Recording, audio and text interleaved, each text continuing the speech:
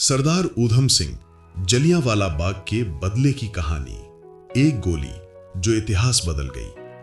कल्पना कीजिए, लंदन का ठंडा मार्च का दिन, 13 मार्च 1940। कैक्सटन हॉल में ब्रिटिश कुलीनों की एक सभा चल रही है।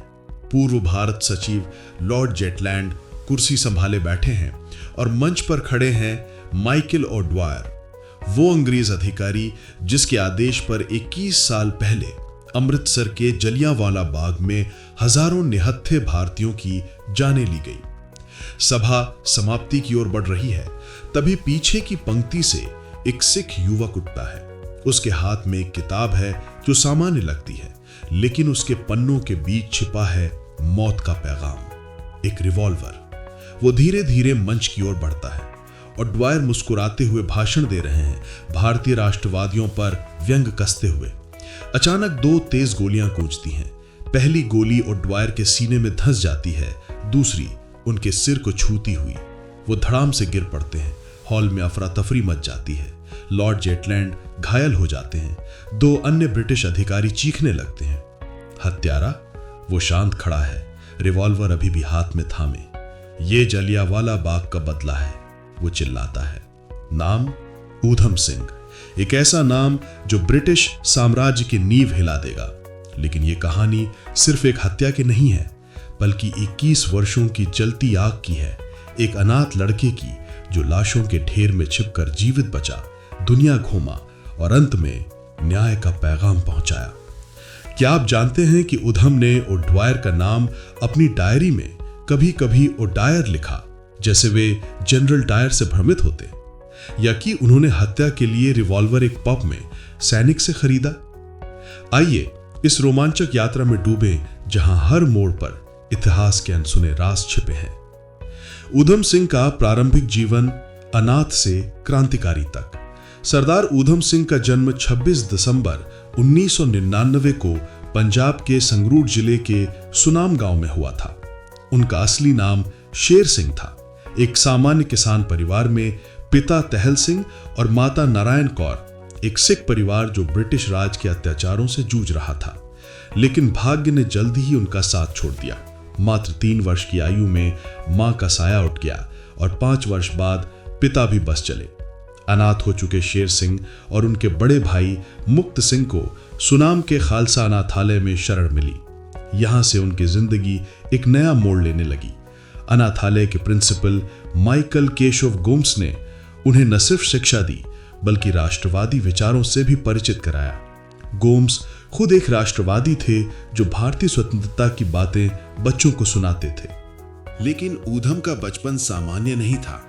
एक असामान्य तथ्य, बचपन में ही वे ऊधम नाम से जाने लगे, जो उदय या उत्पात का प्रतीक था। एक ऐसा नाम जो उनकी विद्रोही प्रकृति को चित्रित करता था।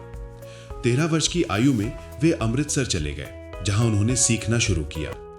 वे एक इलेक्ट्रीशियन का प्रशिक्षण ले रहे थे, लेकिन उनका मन किताबों और राजनीति में लगता था। 1917 में प्रथम विश्व युद्ध के दौरान ऊधम ब्रिटिश सेना में भर्ती होने की कोशिश की, लेकिन असफल रहे।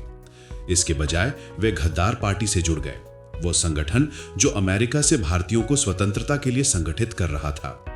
गद्दार पार्टी का नाम घड़ियाल से आया, जो विद्रोह की घंटी बजाता था। ऊधम की यात्रा रोमांचक थी। 1919 से पहले ही वे अफ्रीका महाद्वीप घूम चुके थे। एक अनोखा तथ्य, वे दक्षिण अफ्रीका पहुंचे, जहां गांधी जी के सत्याग्रह आंदोलन से प्रेरित होकर मजदूरों के बीच काम किया। यहां उन्होंने ब्रिटिश शोषण को करीब से देखा, भारतीय मजदूरों को गुलामों जैसा व्यवहार। वापसी पर अमृतसर पहुंचे और फिर आया वो दिन जो उनकी जिंदगी बदल देगा। ऊधम न सिर्फ जलियांवाला बाग के साक्षी बने, बल्कि जीवित बचने वाले चंद लोगों में से एक।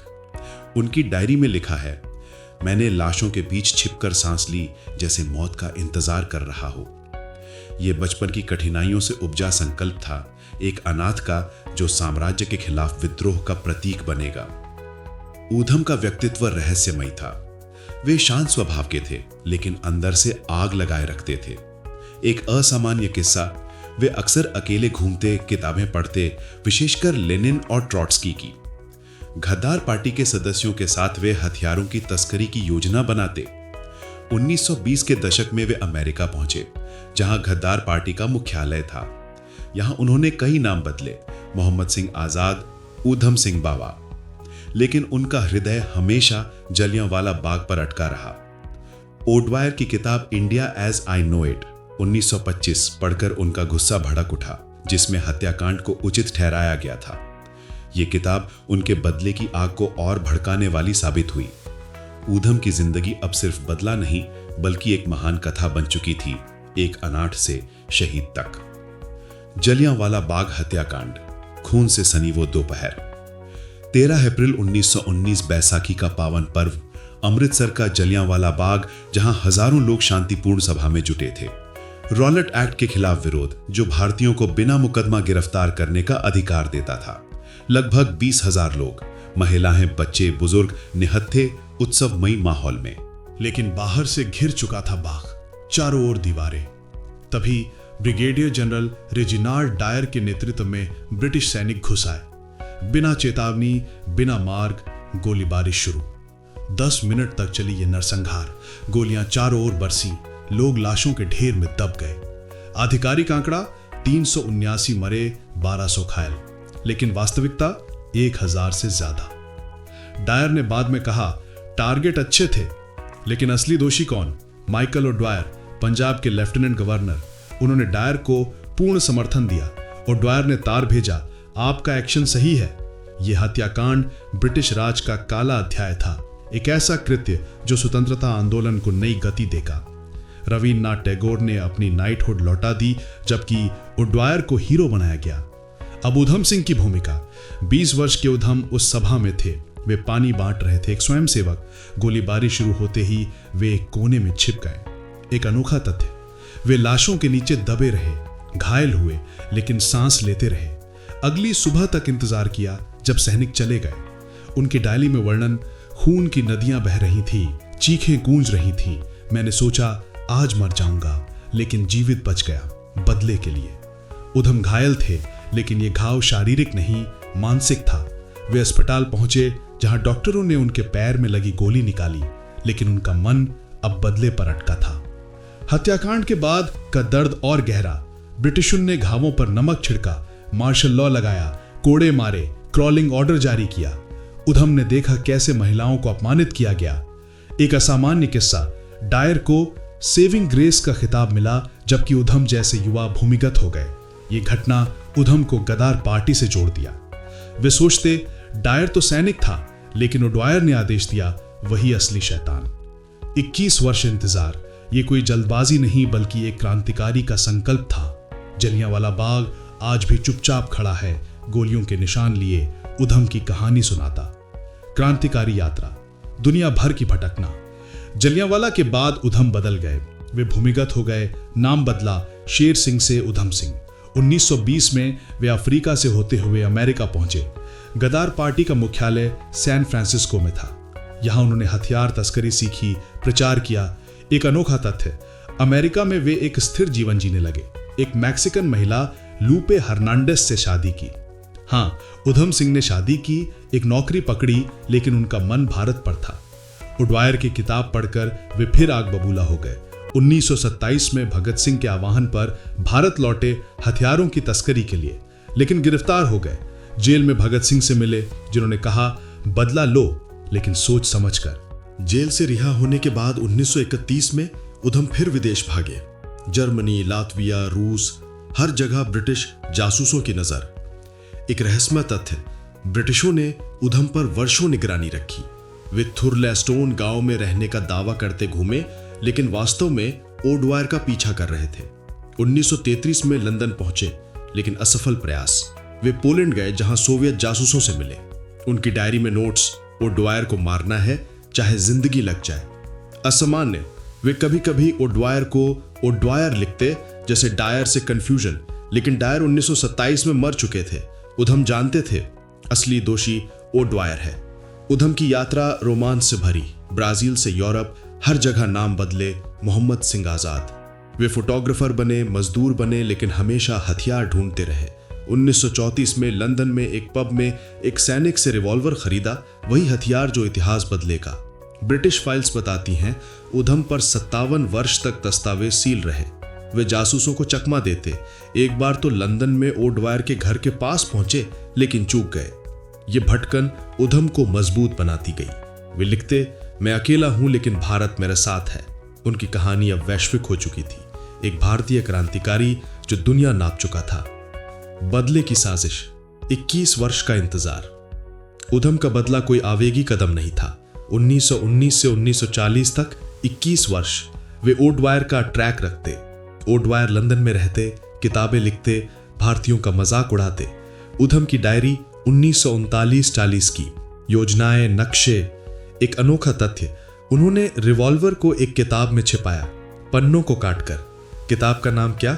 India as I knew it. O'Dwyer की ही किताब, प्रतीकात्मक न्याय। ब्रिटिश जासूस उधम को संदिग्ध मानते लेकिन वे चालाक थे। वे क्लबों में घूमते, सभा की तारीखें नोट करते। एक असामान्य किस्सा, उधम ने कई बार प्रयास किया। 1934 में लंदन में ओडवायर को देखा लेकिन भीड़ में चूक गए। वे रूस गए जहां स्टालिन के एजेंट से मदद मांगी लेकिन असफल। वापस लंदन 1940, कैक्सटन हॉल की सभा, ईस्ट इंडिया एसोसिएशन और सेंट्रल एशिया सोसाइटी। उधम टिकट खरीदा, पीछे बैठे। ओडवायर भाषण दे रहे, भारतीय राष्ट्रवादी बर्बर हैं। उधम का खून खौल उठा। सभा खत्म, ओडवायर मंच उतरते ही गोली। 2 सीधे ओडवायर पर, बाकी जेटलैंड, लुई डेन और लॉर्ड लैमिंगटन पर। हॉल में चीखे लेकिन उधम शांत। फ्रीडम फॉर इंडिया उन्होंने कहा। गिरफ्तारी तुरंत, लेकिन उनका चेहरा विजयी। ये साजिश वर्षों की मेहनत थी, एक क्रांतिकारी का मास्टर स्ट्रोक। हत्या का दिन, कैक्सटन हॉल का खूनी मंगल। 13 मार्च 1940 दोपहर 4 बजे, कैक्सटन हॉल, वेस्टमिंस्टर। सभा में 300 लोग, ब्रिटिश एलीट। ओडवायर मंच पर सर पर्सी कॉक्स के बाद बोल रहे, भारत में शांति मेरे समय में थी। वे झूठ बोलते। पीछे उधम, ओवरकोट में रिवॉल्वर छिपाए।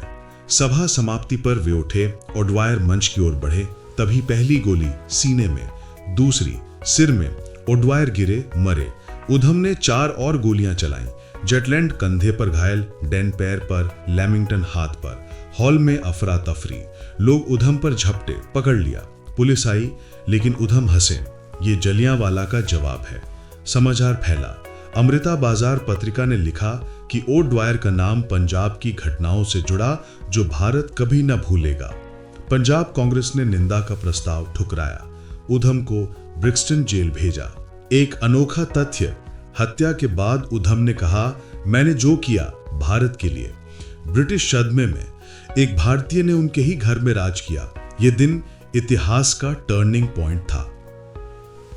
मुकदमा और फांसी, शहीद का अंतिम संदेश। उधम का मुकदमा ओल्ड बिली कोर्ट में 4 अप्रैल 1940 से शुरू हुआ। वे शांत लेकिन विद्रोही। जज ने पूछा, क्यों मारा? उधम, जलियांवाला के 1500 निर्दोषों का बदला। उन्होंने ओडवायर को डायर का बॉस कहा। एक असामान्य तथ्य, मुकदमे में उधम ने हिंदी में बयान दिया जो रिकॉर्ड में अनुवादित है। वे बोले, मैं पछतावा नहीं करता, भारत आजाद होगा। 1 जून को मौत की सजा, अपील खारिज। 31 जुलाई 1940 पेंटनविल जेल में फांसी। अंतिम शब्द, तेरा राज तेरा, भारत मेरा। उनकी लाश 1940 तक सील रही। 1974 में भारत लाई गई। विरासत, अनंत प्रेरणा। उधम की विरासत जीवित है। उत्तराखंड का उधम सिंह नगर उनके नाम। फिल्में, शहीद उधम सिंह 2000 और सरदार उधम 2021। एक अनोखा तथ्य, एशियन डब फाउंडेशन का गाना असैसिन उन पर है। वे भगत सिंह के प्रेरणा स्रोत हैं। आज भी उनकी कहानी युवाओं को जगाती, बदला नहीं न्याय की। समापन, आग जो कभी नहीं बुझी। उस एक गोली ने ब्रिटिश राज को हिला दिया। उधम सिंह, अनाथ क्रांतिकारी शहीद। उनकी कहानी सिखाती, इंतजार करो लेकिन लड़ो। जलियांवाला बाग आज चुप है लेकिन उधम की आवाज गूंजती है। भारत कभी न भूलेगा। आज के लिए बस इतना ही। अगर वीडियो पसंद आई तो कमेंट करके बताएं और इसे लाइक करें और शेयर करें। आपने चैनल सब्सक्राइब नहीं किया है तो अभी सब्सक्राइब करें और बेल आइकन प्रेस करें। फिर मिलते हैं अगले वीडियो में।